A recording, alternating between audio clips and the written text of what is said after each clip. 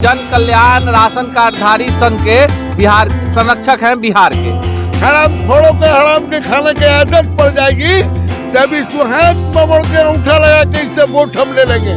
वही काम आज मोदी जी करने का काम किया है। मोदी जी इतने लोग गरीब जरूर है लेकिन बदनसीब पे करार नहीं है, नंगा भूखा जरूर है लेकिन ये है देश कि गरीब गरीब बच्चा अपने कमा के जाने आता है। आपने जो काम किया अमरीश पुरी वाला, जो आपने लेने का वोट लेने का ठगने का काम किया है, यह बात को हर गरीब समझ गया है।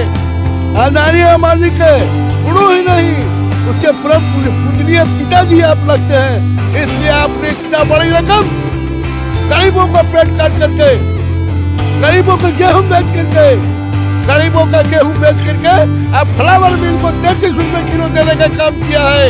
अब 43 रुपए आटा हो गया है। मोदी जी गरीब सब समझता है, आज सब जानता है, अब पूरा जान गया है। अब आपको चलने वाला नहीं है। आप क्या समझते हैं कि आपको चला के लोग नहीं जानता है? ईवीएम है तो मोदी है। Mahavidya global school, education for new generation, जहां मिले आपके बच्चे को शिक्षा भी संस्कार भी। Co-curricular activities, yoga, e-library, play school, indoor games, sports, smart classroom, cricket academy और excellent academies का perfect मेल। Registration open। Mahavidya global school, NH 139 near AIIMS, Phulwari Sharif, Patna.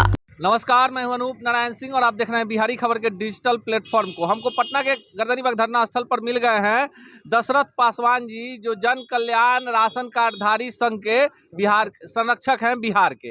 इनसे अभी हमारी बातचीत हो रही थी और इन्होंने कई सारे तथ्य बताए कि जो राशन कार्ड का मामला है बिहार में, वो कितना बड़ा घोटाला है और किस तरह से आम आदमी के निवाले को सरकार छीन रही है। आइए जानते हैं दशरथ पासवान जी से क्या मामला है। पहले तो सरकार कोविड काल के 2020 में जनवरी से मई से इन्होंने गरीबों को 5 किलो अनाज फ्री देने का लालच देकर के इन्होंने 5 किलो अनाज फ्री में देने का काम किया। जो पूर्वतः 2.5 साल तक इन्होंने फ्री में 5 किलो अनाज गरीबों को राशन कार्ड पर देने का काम किया, प्रति व्यक्ति 5 किलो।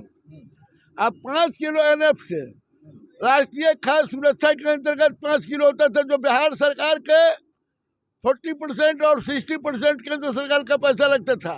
दोनों मिलाकर 10 किलो अनाज चला। दोनों मिलाकर 10 किलो अनाज में इन्होंने 2.5 साल दे करके, जैसे कहावत में अमरीश पुरी की कहा था, हराम खोरों के हराम के खाने की आदत पड़ जाएगी तब इसको हाथ पकड़ के अंगूठा लगा के इससे वोट हम ले लेंगे। वही काम आज मोदी जी करने का काम किया है। आज इन्होंने 27 दिसंबर 22 को इन्होंने ऐलान कर दिया अपने मंत्रिमंडल सहयोगियों के साथ कि हम अनाज फ्री दे रहे हैं दिसंबर तक के। मोदी जी इतने लोग गरीब जरूर है लेकिन बदनसीब पे करार नहीं है, नंगा भूखा जरूर है लेकिन ये है देश कि गरीब गरीब बच्चा अपने कमा के जाने आता है। आपने जो काम किया अमरीश पुरी वाला, जो आपने लेने का वोट लेने का ठगने का काम किया है, यह बात को हर गरीब समझ गया है। जिसके जीता उसके सर आपने 5 किलो अनाज दिया और 18 रुपये किलो आटा को अब 43 रुपये किलो बेचवाने का काम किया है। जो चावल 28 रुपये बिकने वाला था वो 50 रुपये बेचवाने का काम किया है आपने। आज समझते हैं आप कि हिंदुस्तान में इतने भी बुद्धू लोग रहते हैं, इतने भी बेवकूफ लोग रहते हैं? नहीं, मोदी जी आप जिस बल पे, जिस कांधा पे बंदूक रख के आप काम किए हैं, आपको लोग सराहने का काम किया था। आप लोगों को भूख बनाने का काम किया है, मुंह से वाला छीनने का काम किया, रोड पर ले जाने का काम किया, आमदनी कम करने का काम किया है। यही नहीं, बांझ जाने पड़ोसी के हाल क्या जाने की बाल बच्चे। मोदी जी से खुश नहीं है आप? अरे हम तो कह दिया, ललकारते हैं मोदी जी। आपको हम लोगों ने जो 9 बरस दिया, 9 बरस में सारे लोग बुझ गए हैं कि मोदी अदानी अंबानी के गुरु ही नहीं, उसके परम पूजनीय पिताजी आप लगते हैं, इसलिए आपने इतना बड़ी रकम गरीबों को पेट काट करके, गरीबों को गेहूं बेच करके, गरीबों का गेहूं बेच करके अब फ्लावर मिल को 33 रुपए किलो देने का काम किया है, अब 43 रुपए आटा हो गया है। मोदी जी गरीब सब समझता है, आज सब जानता है, आज पूरा जान गया है, अब आपको चलने वाला नहीं है। आप क्या समझते हैं कि आपको चला कि लोग नहीं जानता है? ईवीएम है तो मोदी है। अच्छा ये बताइए, मोदी जी पर तो इतना बोलिए कि मोदी जी ने निवाला छीन लिया, बिहार सरकार से कितने संतुष्ट हैं? हम ये बताना चाहते हैं कि बिहार सरकार जो है अपना पीडीएस कंट्रोल ऑर्डर का खुला उल्लंघन किया है। आज इन्होंने पीडीएस कंट्रोल ऑर्डर 16 का खुला उल्लंघन किया है। पारा 25 में कंडिका 25 को देख लें। सचिव महोदय विनय बाबू, मैं आपको भी बताता हूं कि आप भी कम आपराधिक दंडाधिकारी वाला काम नहीं किए हैं।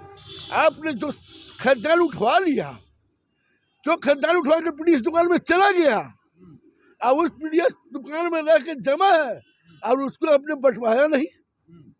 इसको क्या कीजिएगा, कहाँ ले जाइएगा, कहाँ रखिएगा?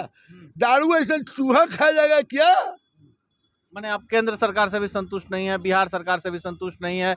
आखिर जो ये राशन कार्ड का मामला है, गरीबों को ऐसा नहीं है आज़ादी के बाद से मिल रहा है, तो फिर होड़ क्यों मची है? केंद्र कहती है कि हम दे रहे हैं, राज्य कहती है कि हम दे रहे हैं, और आप कह रहे हैं कि मिलता ही नहीं है। बाल महाराज के मिर्जा खेले होली, ये विश्व बैंक से ही तय हुआ था। पीडीएस किसी का बपौती नहीं है। ये जो है देश आजादी के समय से ही चला रहा है। जिस समय बाबा साहब ने दलितों को, गरीबों को, पिछड़े को, अल्पसंख्यकों को आरक्षण दिलाने का काम किया था, गांधी जी ने दिलाने का काम किया था। भूखे लगे होना क्या चाहिए? छोड़िए गांधी जी की बात छोड़ दीजिए, सब नेता कहते हैं। आप चूंकि इस संगठन से जुड़े हुए हैं, गरीबों के अनाज की लड़ाई लड़ते हैं वर्षों से, होना क्या चाहिए ये बताइए। मेरा कहना है सीधे हम मांग करते हैं दोनों सरकारों से कि हर राज्य के तरह अब प्रति व्यक्ति 10 किलो गेहूं, 15 किलो चावल, 2 किलो तेल, 2 किलो नमक और दाल सहित गरीबों को देने का काम करें, ताकि आपको बल्ले बल्ले रहेगा। मैं दावा करता हूं, मैं चैलेंज करता हूं, अगर ऐसा नहीं हुआ तो मैं इस संगठन का विघटन कर दूंगा। मोदी जी 8 राज्य में चुनाव है इस वर्ष। अब तो कह दिया, ये जान गया सब लोग कि आप कितने बड़ा हिटलर हैं। जब 1 महीने के लिए संसद बंद कर दीजिएगा तो गरीब का आवाज कौन सुनेगा? आपको हिटलर शाही का उपाधि मिल गया है। 2024 में लोकसभा का चुनाव होना है और आम आदमी के दर्द को आप देख सकते हैं। कई सारे तथ्य हैं जो मीडिया में नहीं आते हैं, मेन स्ट्रीम मीडिया में नहीं आती है।